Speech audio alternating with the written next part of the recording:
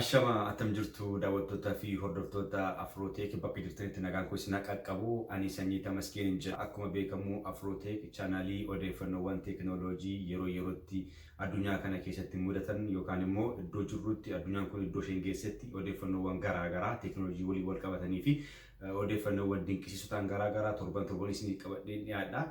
Namoonni maatii Afrooteek taatan Baga Nagaan walitti deebinee Baga Nagaan dhuftanii ana haa dhufu warri haa taatan immoo chaanaalii kana subscribe godhaatii odeeffannoon yeroo yerootti maxxansu chaanaalii kana irraa ni argattu.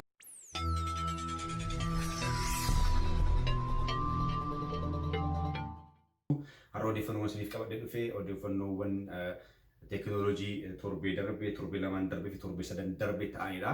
Isaan keessaa dhimma ijoon jedhee qabadhee inni tokkoffaa Maayikiroosooftiin bu'aalee elektirooniksii garaagaraa akkuma beekamu waggaa waggaatti takkaa si'a lama yookaan si'a sadiin gaggeessa ni agarsiisa ni dhiyeessa. Isaan keessaa bara Seeptembarii baranaa Oktoobarii baranaa keessatti agarsiisee jira.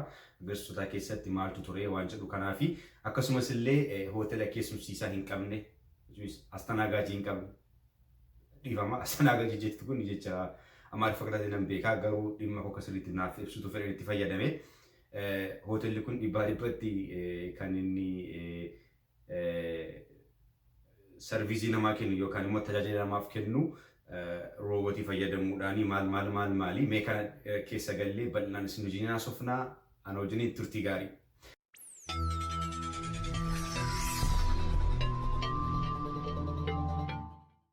Odeeffannoon jalqabaa Maayikiroosooftiin akkuma waggaan adeemsa agarsiisaaf bu'aalee elektirooniksii garaagaraa oomishu yeroo dhiyoodhaasitti laaptooppii oomishuu jalqabeera.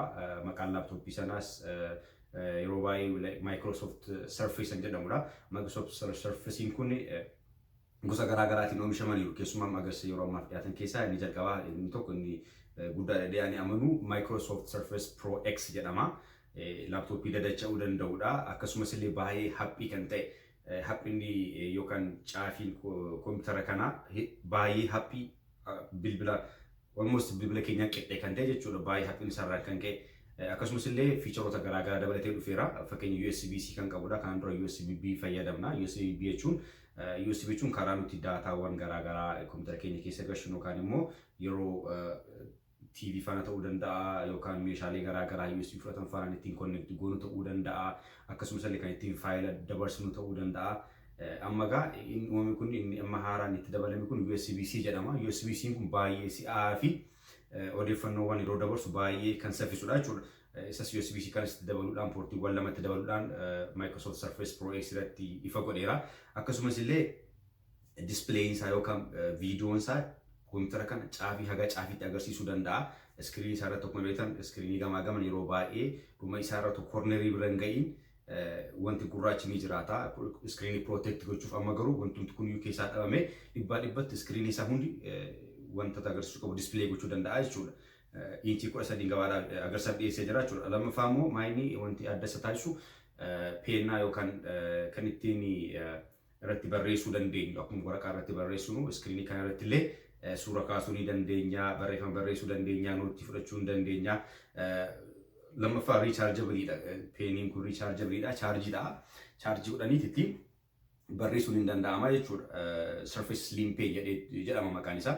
Amma gabaa isaas agarsiisaaf dhiyeessee jira. Koompitara kana keessa kan dhokatee taa'u yoo ta'u, kan koompitara wajjin gurgurama yeroo gurguramu Microsoft Surface Pro X kana wajjin gurgurama jechuudha. Akkasumas illee hard diskiin isaa hard diskii jechuun immoo odeeffannoo kan itti istoor goonu kan itti keenyu jechuudha. Odeeffannoowwan garaagaraa kan nuti waraabaa oollee muuvii ta'uu danda'a, muuziqaa ta'uu danda'a, dookumentiiwwan garaagaraa koompitara keenya keessa gaafa keenya irra jennu odeeffannoowwan kun dhaqanii istooreejii koompitara kanaa keessa taa'u jechuudha. Istooreejii jechuun egaa haard diskiin koompitaraa keessa taa'a jechaadha. Haard diskiin koompitara kana Microsoft Surface Pro X kun kan nama dhibu salphaadhumatti keessaa buqqa'ee deemuu danda'a. Fakkeenyaaf daataa isaa keessa dabarfachuu yoo barbaaddan koompitara isaa keessaa bantanii keessaa buqqistanii odeeffannoo barbaadan hard diskii keessaa buqqisuu danda'u. Yeroo baay'ee laaptooppii namoota beekan qofatu hiikanii keessa isaatii hard diskii isaa maal kana tuttuquu danda'u. Inni kun garuu salphaatti irraa buqqa'ee haala salphaa ta'een irraa buqqa'ee hard diskii isaa adda ba'uu kan danda'udha. Dabalataanis Microsoft Surface Pro X kun maal dabalatee dhufee 4K external display.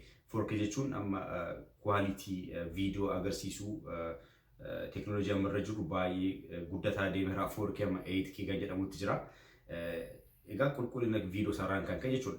Amma kun maani taabileetiin kompiitarri xiqqoon Surface Pro X kun yeroo connect goonu TV guddaa screen 4K yookaan immoo 8K dhaan display gochuu danda'utti otoo rakkinaan qabaatiin qulqullinaan dandeettii dabarsuu qabaa jechuudha. Dabalataan illee Microsoft Surface Pro X itti dabalatee Microsoft Surface Pro 7 kan jedhamus gabaaf dhiyeessee jira. Inni kun immoo inni Microsoft Surface Pro X irraa wanti adda isa godhu detachable dha. Keyboardiin isaa irraa buqqaa 2-in-1 yoo barbaanne keyboardii isaa irraa buqqisnee harka keenya itti baannee kan barbaanne deemuu dandeenya. Itti fayyadamus dandeenya functional keyboardii isaa malee irraa buqqee jechuu danda'a jechuudha. Lammataa immoo connect goonee adda adda ciibsinee keyboardii sana faana wal quunnamsiisnee itti fayyadamuu dandeenya jechuudha. Akkuma Pro X kun illee maal qaba? High speed USB-C qaba. Display isaa kun 12.3 pixel sense display gochuu danda'a. Bilbila keenya wajjinis dabalataan sync ta'uu danda'a. Bilbila keenya yoo connect goone wirelessly walitti wal qabsiisne namni gaafa nu bilbilu taabileetii kanarraa yookaan immoo kompiitara kanarraa bilbila keenya kaasuu ni dandeenya jechuudha.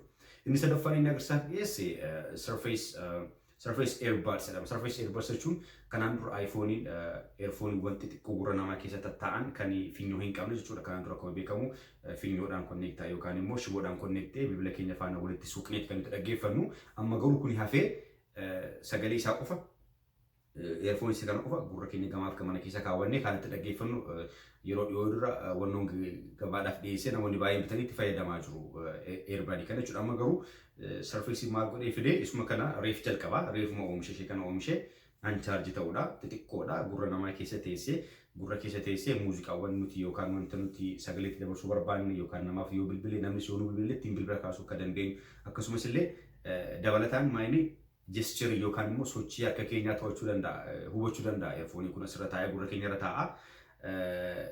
Sochii harka keenyaa fuulduratti duubatti waan jedhu fakkeenya muuziqaa xaanu muuziqaa isa dura darbe appilikeeshiniiwwan garaagaraa fakkeenya Spotify kan jedhamu jira. Spotify jechuun appilikeeshinii muuziqaawwan hedduu of keessaa qabudha. Namoonni yeroo baay'ee Spotify yeroo fayyadaman muuziqaa achirraa dhaggeeffachuu dandeessu. Muuziqaawwan addunyaa muuziqaawwan torban yerootti ba'an achirratti ni argamu. Achirraa immoo dhaggeeffatu Spotify illee dabalatee appilikeeshinoota garaagaraa kana of keessatti dabalatee dhufeera jechuudha earbadiin kun.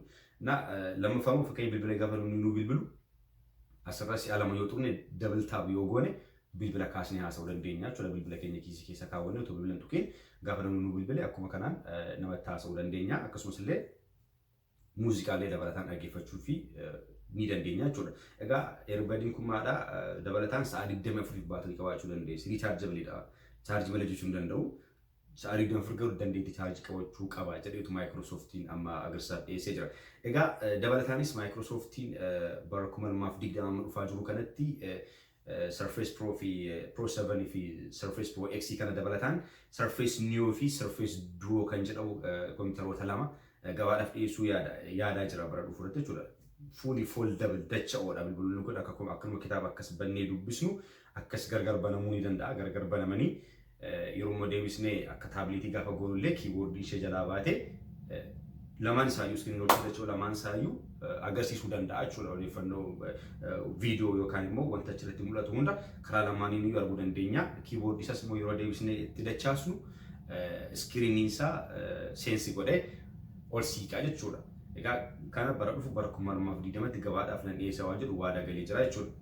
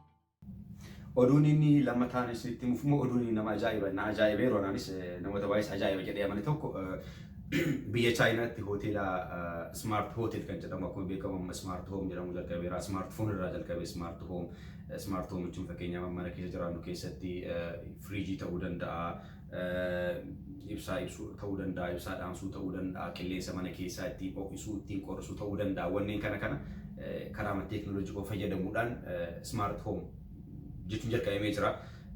Amma akka dabalataanis amma maaltu dhufee jira inni nama sitti muuf jedhu kun dhaabbanni Alibaba jedhamu tokko Chaayinaa keessatti dhaabbata guddaa fi baay'ee beekamaa e-commerceedha. Biyya Chaayinaa keessatti baay'ee beekamaadha guddaadha. Ameerikaa keessatti akkuma Amazon jedhamu jiru inni achis biyya sanas dhaabbanni kun ni jiraata. Alibaba jedhama. Alibaba maayinii irra guddaan isaa hojiin isaa elektirooniksiiwwan garaagaraa waggaa waggaatti yerootti namoonni fidanii itti kennan meeshaa garaagaraa ta'uu danda'a, uffata ta'uu danda'a, wanta nyaataa ta'uu danda'a, elektirooniksii gurguddaallee ta'uu danda'a. Wanneen kana hunda walitti sassaabeeti kan inni gurguru jechuudha. Egaa bara maal godhee hoteela tokko kan kutaawwan ciistaa 290 qaban kana hunda fuulii yookaan dhibbatti ismaartii kan ta'an. Kana jechuun egaa gaafa namni tokko fayyadamuudhaaf deemu keessummeessaa yookaan immoo astanaagaajii wanti jedhamu hin jiru. Astanaagaajii jechuun egaa namni keessa isin fuudhee lakkoofsa bilbilaa lakkoofsa mana ciistanii yookaan mana boqottanii sana kan isinii kennu yookaan immoo nyaata isin ajajattan kan isinii fidu akkasumas illee yoo waamtan kan isinii dhowwaatu namadha. Amma garuu hoteela smart hoteelii kana keessatti nam tokko iyyuu hin jiru jechuudha. Namni jiraachuu danda'u nama tokko qofaadha. Fuuldurarratti balbala irratti gaafa isin seentan suura keessan kaasee siistama kana keessa galchaa. Siistamni gara deemtan hunda keessatti achi keessatti deemsa keessan hunda kan to'atu siistamaadha jechuudha. Liiftii yaabbachuu yoo barbaaddan fakkeenyaaf fooqii arfaffaarra yoo ta'e bakka ciisichaa keessanii fooqii arfaffaarra bahuudhaaf gaafa jettan liiftiin kan isiniif waamamu fuula keessan ilaaleetu fuula keessan dubbisee aha namtichi kun akka as keessa turuudhaaf qarshii kaffaleera dhufeera cheekiin godheera kanaaf suura keessan qaba fuula keessan diteektii godhee ni beeka kanaaf inni isinii bana jechuudha. Yoo balbala keessan irra deemtan qulfiin isin harka hin jiru qulfiin hin barbaachisu. Qulfii amma yeroo baay'ee mana ciisichaa qabaatan qulfiin keenya mataa keenya qaban akka nu jalaa seenee meeshaa keenyaan hanne inni kun egaa qulfii hin qabu fuuluma keenya jechuudha. Qulfiin keenya fuuluma namaa dubbisuudhaan balballi sun hin banama. Dabalataanis fakkeenyaaf amma achi keessa teessanii bishaan barbaaduu dandeessu. Fakkeenyaaf egaa tajaajila garaagaraa namni fayyadamaa hoteela keessatti achi keessa teessanii yookaan hoteelicha keessa teessanii nyaata yeroo barbaaddan dhugaatii barbaaddan kan ajajattan home assistant tokko jirti. Meeshaan elektirooniksii akka spiikaraa taatee xiqqoo wayii taatee isin dhaggeeffachuu dandeessi. Isin gargaarti mana keessatti fakkeenya sa'aatiin meeqa yoo jettan isinitti himti. Amma egaa isaan afaan chaayinaatiin kan hojjetan tokko jirti. Biyya Ameerikaatti illee fakkeenyaaf Amazon amma Alexa kan jedhu tokko qopheessee jira. Alexa jechuun spiikara xiqqoodha. Fakkeenyaaf isin agarsiisa. Alexa jechuun ishee kana. Alexa jechuun egaa elektirooniksii Amazon hojjetee gabaarra oolchadha. Kun egaa wanta baay'ee nama gargaarti. Fakkeenyaaf amma sa'aatiin harka hin jiru yoo ta'e sa'aatiin meeqa jedhee nan gaafadha. Muuziqaa naa taphadhuun jedhaanii haalli qilleensaa meeqaa jedheen gaafadha. Akkasumas illee tajaajiloota garaagaraa baay'ee laatti. Fakkeenyaaf Amazon irraa meeshaa bittanii meeshaan gaafa mana keessan dhufu isinitti dubbatti meeshaan kee dhufeera balbala irra ga'eera jettee maqaa dhoofte isinitti himti jechuudha. Akkasumas illee muuziqaa abbaa barbaaddanii itti dubbattu.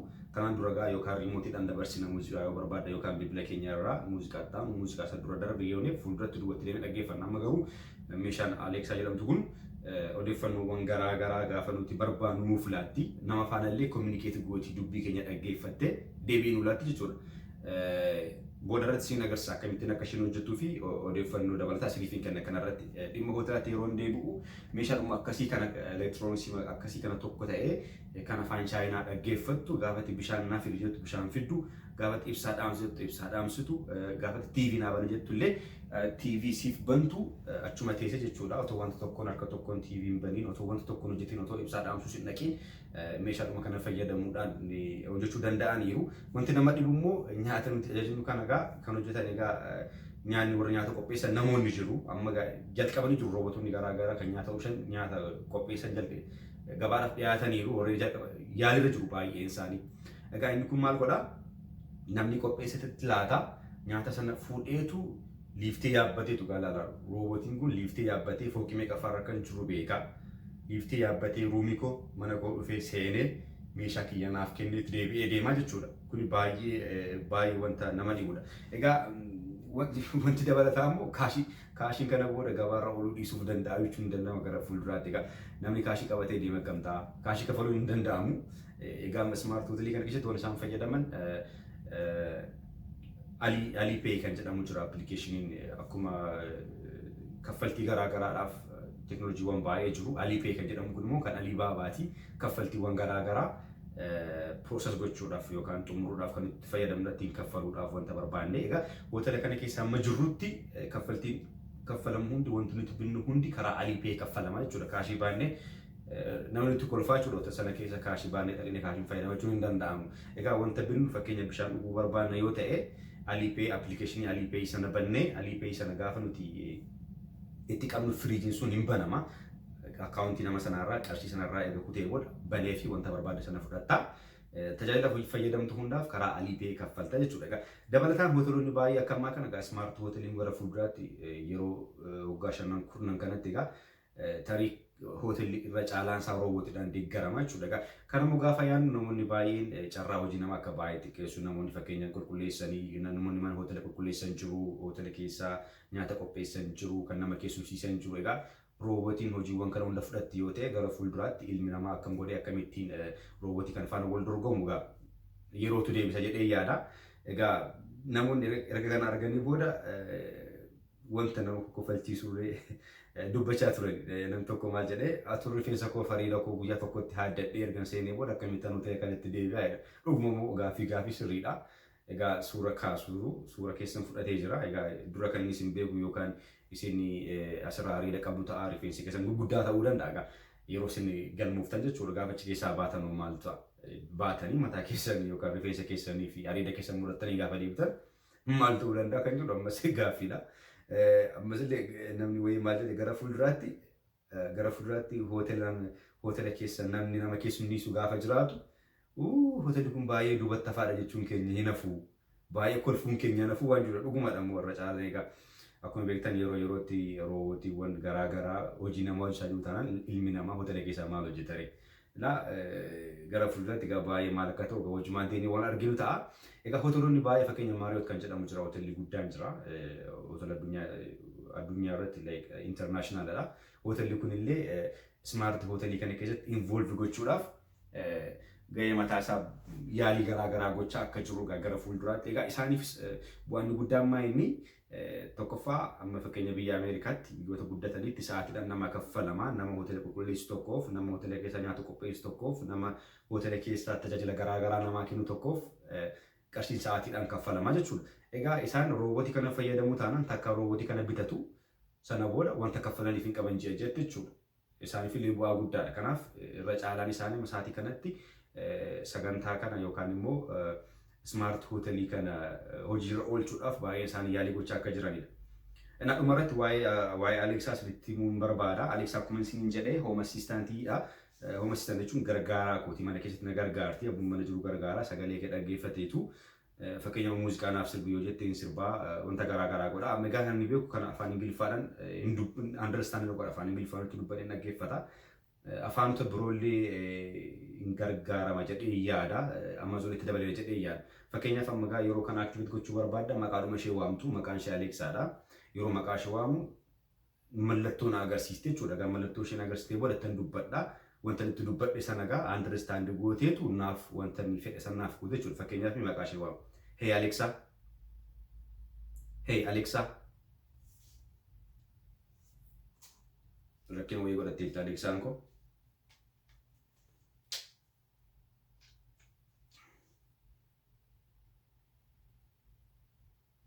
Hey Alexa.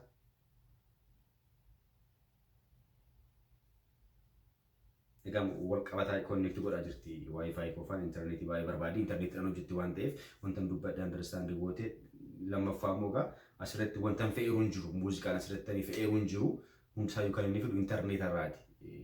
Serverii Amazon irra deemee odeeffannoo sana yookaan sirbanii barbaade sana achirraa harkisee naaf fide yookaan naaf sirbaa jechuudha. Egaa amma connect gooteetti. Hey Alexa. Play Galaanaa Gaaromsaa.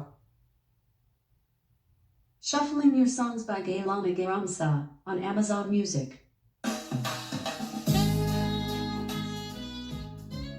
akkuma argitan egaa muuziqaa Galaanaa Gaaromsaa naaf sirbiin jedheeni egaa muuziqaa Galaanaa Gaaromsaa kana callisee miti kan naaf sirbu akkamittiin muuziqaa haaraa ba'ee callume dhiisee baachuu dandeessu dhuguma gaafii sirriidha biteera muuziqaa kanatti bitee jira kompiitara irra galee gaafan akkaawuntii Amazon keessa galee biteen jira egaa waan biteef dhaggeeffachuu hin danda'ara deddeebi'ee jechuudha akkasumas illee muuziqaan kun muuziqaa baay'ee bareedaadha namoonni haaraa muuziqaa kana hin binne keessumaa biyya alaa jiraatan akka bittan liinkii isaa isiniif hin kaa'a YouTube irraa egaa yeroo dhaabuu barbaadu illee akkuma kana Alexa dhiisii hojii hin dhagee